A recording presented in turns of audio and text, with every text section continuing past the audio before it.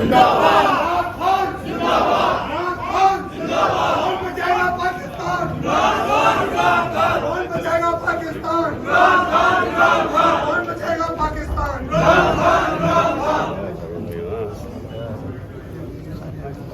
बहुत पीछे आ जाए सारे प्लीज कैमरामैन पीछे आ जाए। अस्सलाम वालेकुम। क्या अदालत ने बुलाया था? हाँ फिर जा रहा हूँ।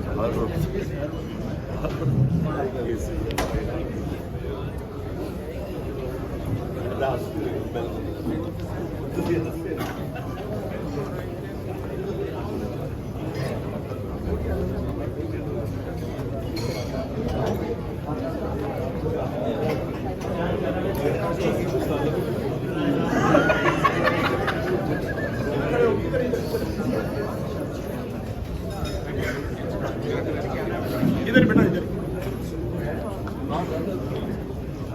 बिस्मिल्लाहिर्रहमानिर्रहीम। इमरान खान की